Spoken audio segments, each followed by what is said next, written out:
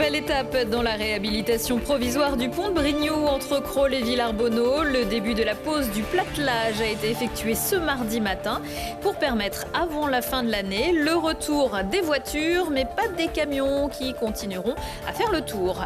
Le périmètre des trottinettes et VAE DOT ne s'étend pas encore jusque-là. Présent dans 17 communes de l'aire grenobloise, ces 4200 engins électriques en libre service ont leur centre opérationnel à Échirolles, à la fois entrepôt, atelier de réparation, bureau et site de recharge.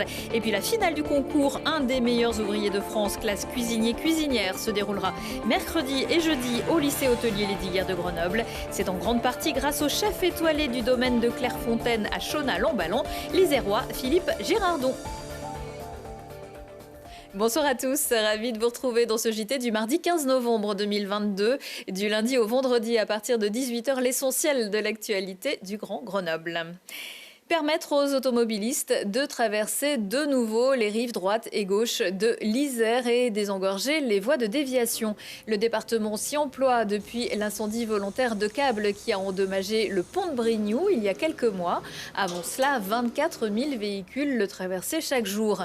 Pour parer au plus pressé et en attendant la construction d'un nouveau pont qui ne sera pas achevé avant 4 ans, une solution provisoire a été trouvée sur l'ouvrage d'origine, un platelage dont les premiers éléments viennent d'être posés. C'est une étape décisive et majeure puisque l'ossature a été posée, le platelage est livré, commence à être posé. Donc ça veut dire que maintenant on peut reparler de ce pont au présent, on peut rassurer l'ensemble de la population, des commerçants, des entreprises pour leur dire que d'ici la fin de l'année, le pont sera opérationnel. On peut toujours penser que les choses ne vont jamais assez vite, mais je peux vous dire que pour faire ce type de chantier dans le délai que nous avons pris, ben oui, c'est remarquable. Dès que vous avez un événement, dès que vous êtes confronté à un événement, il faut le surmonter. Donc on est en train de le surmonter et puis ça induit des changements de comportement. Et c'est sur ces changements de comportement qu'il faut capitaliser, notamment sur l'usage de modes doux pour le déplacement avec la gare de Brignoux qui est juste derrière nous. Et durant toute la durée des travaux, piétons et cyclistes pied-à-terre pourront continuer d'emprunter le pont au moins sur un trottoir. Depuis 4 mois, 17 communes de l'aire grenobloise peuvent compter sur DOT pour la location en libre service des trottinettes et vélos à assistance électrique, des véhicules légers qui ont besoin d'être entretenus et maintenus en bon état de marche, sans compter les usagers, pas toujours très soigneux avec le matériel. Ces opérations se déroulent au centre opérationnel métropolitain d'Échirolles. Arthur Glory.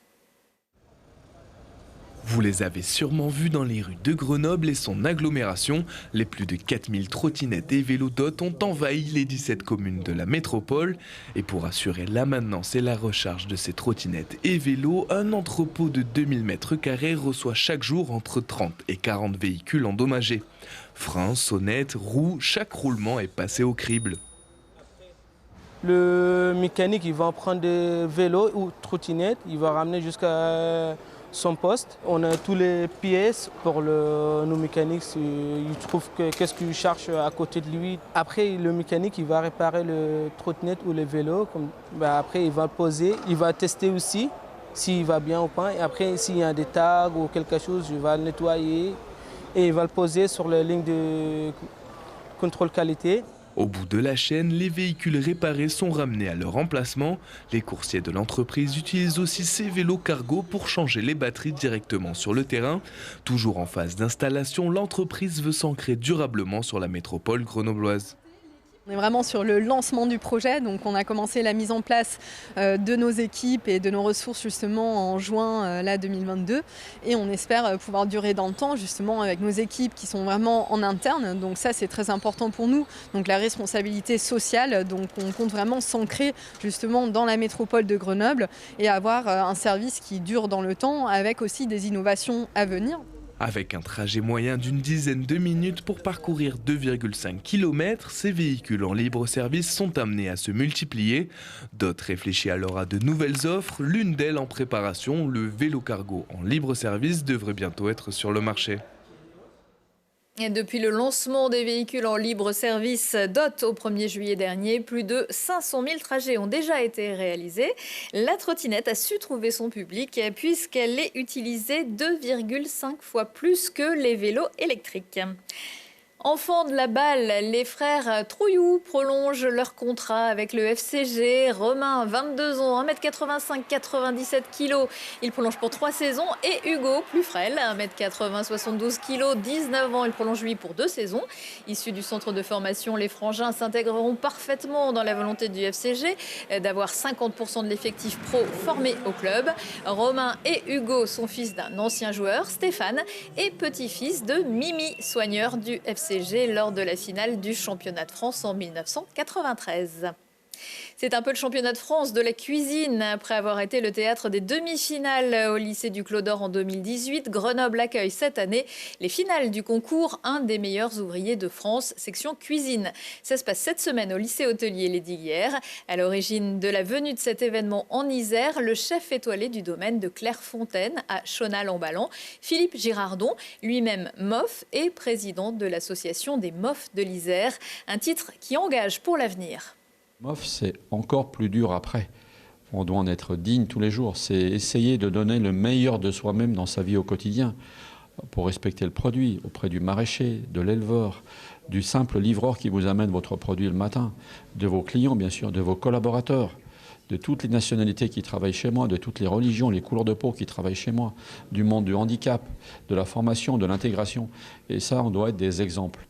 Et c'est ce qu'on va chercher à faire avec les candidats qu'on va essayer de sélectionner mercredi et jeudi, les 30 candidats. On va chercher l'excellence dans tous les domaines. Ils sont notés sur plein de critères que je ne peux malheureusement pas vous dévoiler, mais qui vont faire la personnalité du chef. Il y a 3 plats magnifiques à travailler. Un homard en assiette froide à travailler.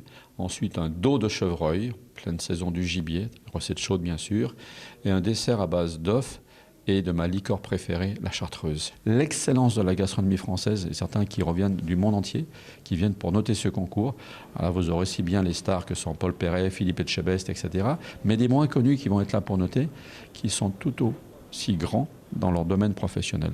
Et recevoir tout cela, l'excellence de la gastronomie française à Grenoble, c'est une grande chance pour nous, c'est une grande chance pour la jeunesse qui va les accompagner, parce qu'un jeune commis qui va être commis du candidat qui va œuvrer mercredi ou jeudi à ses côtés.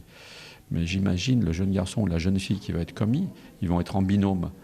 Mais ils vont en avoir plein les yeux, plein les mirettes, les gamins. Ils vont rêver encore la nuit. Voilà, peut-être un petit peu d'appréhension au départ, lorsqu'ils appellent eux le stress, un petit peu la boule au ventre. Mais après, c'est le rôle du candidat de les mettre en confiance. Voilà. Et ça va en faire de la graine de champion, ça. Et on va continuer à faire briller les airs tous ensemble. C'est comme ça que ça marche. Et si vous aimez la montagne, pour en avoir encore plein les yeux, ne ratez pas les prolongations des rencontres Ciné-Montagne sur Télé Grenoble.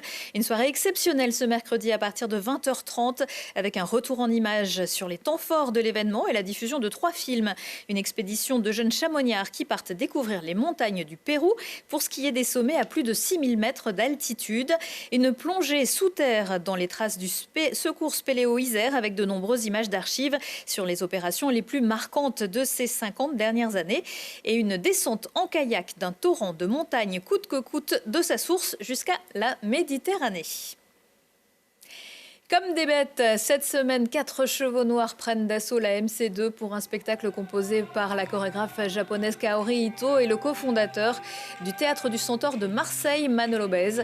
Ce dernier fait partie des 5 danseurs qui accompagnent les majestueuses équidés dans ce spectacle baptisé Animal, danse avec le vivant. Un pari sur le don et l'écoute entre espèces pour rêver avec éclat à un autre avenir, une chorégraphie puissante et pleine de malice. Les histoires d'amour finissent mal en général, mais pas toujours. La compagnie La Grosse Clique reprend le texte de Jean-Luc Grimbert. Moi, je crois pas. Mercredi et jeudi soir à la Basse-Cour à Grenoble. L'histoire de Solange et Henri et Solange. Ils se marièrent heureux, eurent beaucoup d'enfants et vécurent longtemps, très longtemps. Mais que se passe-t-il au bout de leur voyage ensemble? Un duo drôle, tendre et parfois amer. Un reflet de la force du temps sur nos relations, même les plus intimes. On se quitte en musique avec Véronique Sanson qui sera en concert mercredi soir au Summum à Grenoble. On la retrouve ici en duo avec Juliette Armanet. Excellente soirée à tous. Et tranquille, je le veux tout simplement. je voudrais qu'il s'abandonne. Une nuit sur mon épaule, une nuit sur mon épaule.